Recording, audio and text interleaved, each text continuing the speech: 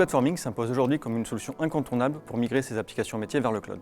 Mais alors, selon quel principe organiser sa migration et comment maximiser les bénéfices de cette démarche? C'est ce que nous allons voir aujourd'hui avec Max, Solution Architect chez Amazon Web Services. Bonjour Fabien.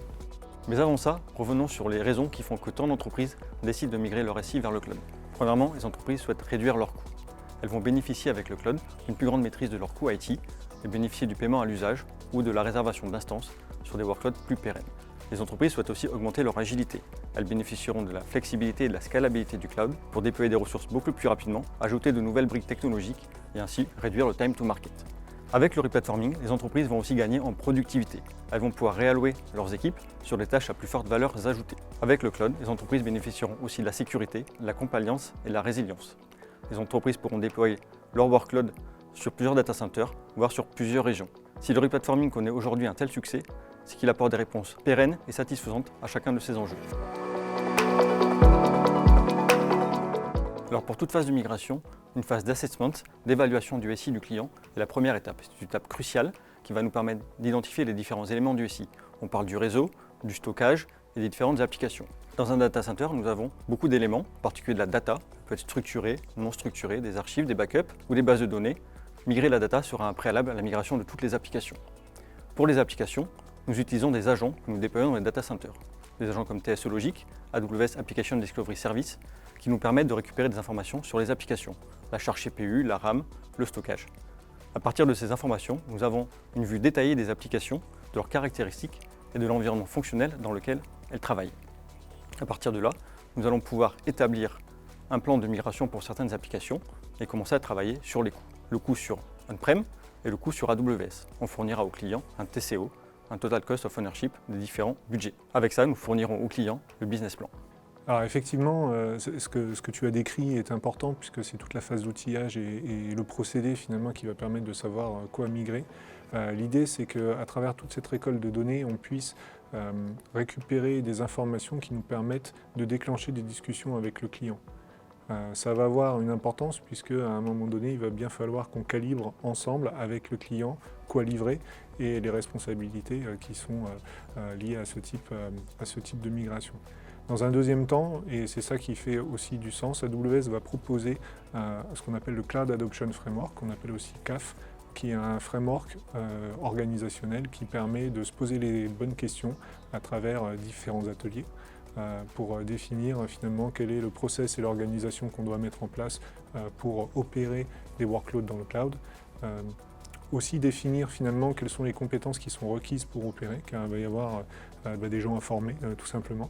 Et enfin la dernière partie, est-ce que l'outillage qu'on utilise est le bon et qu'est-ce qu'on doit mettre en place à terme sur la plateforme AWS.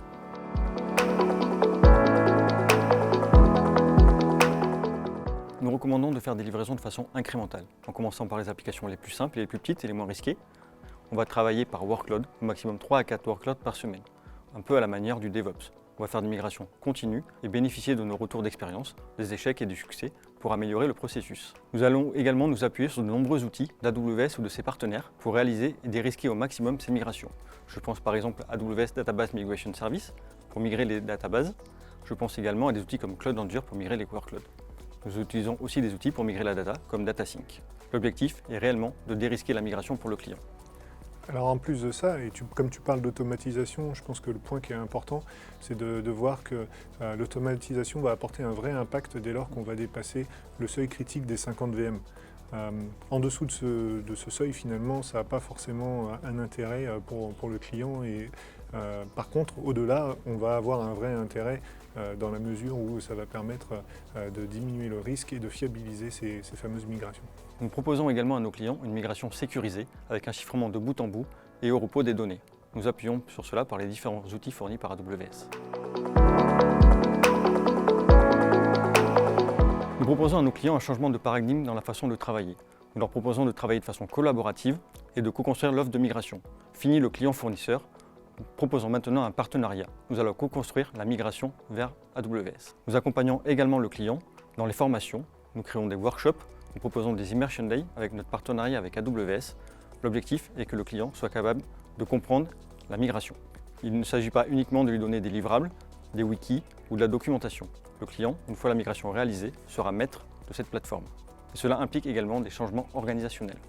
Alors c'est intéressant que tu parles de ça, puisque ce qu'on constate à l'échelle d'AWS, on a plusieurs millions aujourd'hui de clients qui sont répartis dans tout un tas de segments. Le point qui est important, c'est qu'une action de migration d'un SI vers le cloud AWS à l'échelle d'une entreprise peut prendre du temps. Et généralement, on constate que ça prend entre 18 et 36 mois.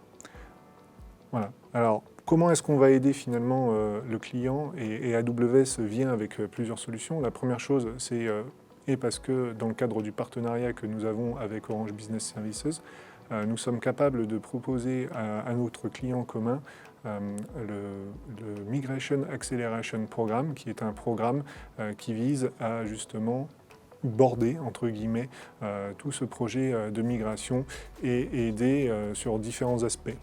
Le premier aspect, ça va être la réduction de coûts. Le deuxième aspect, on va travailler vraiment sur les gens et comment est-ce qu'on peut les former pour qu'en fait, ils deviennent efficaces rapidement. La troisième partie correspondrait finalement à ce qu'on souhaite avoir, c'est-à-dire sur la cible, comment est-ce que les systèmes puissent être résilients en termes d'opération. Et la dernière partie, c'est de minimiser le time to market technique pour que d'un point de vue métier, ce soit le plus rapide et le plus efficace possible. D'un point de vue de la stratégie de l'entreprise, généralement AWS recommande à ses clients une approche en 3 points. Le premier point est d'avoir un sponsorship au niveau de l'exécutif, ce qui permet d'enclencher le programme et avec une décision qui est claire et une direction qui doit être prise par l'entreprise. La deuxième, c'est un engagement massif de l'entreprise à travers une application de cette direction de manière top-bottom et très agressive. Et le troisième sujet, une fois qu'on a dit ça, c'est de former l'ensemble des personnes et des stakeholders qui vont être impliqués finalement dans les programmes de migration pour qu'on puisse atteindre la cible. Nous proposons un accompagnement étroit pour toute taille de société, start-up, grand compte, qu'elles soient françaises ou internationales, et quelle que soit leur maturité sur le cloud. Bien évidemment, nous adoptons aux objectifs de migration et à différentes natures de projets. Le partenariat entre nos deux entreprises, Orange Business Services et AWS, apporte des aspects différenciants qui peuvent garantir une migration réussie et la satisfaction du client. AWS nous accompagne également dans la co-construction de la migration, dans la formation, création de workshops ou de POC qui garantissent le résultat final. Je te remercie Max. Je te remercie Fabien. À bientôt, au revoir. À la prochaine.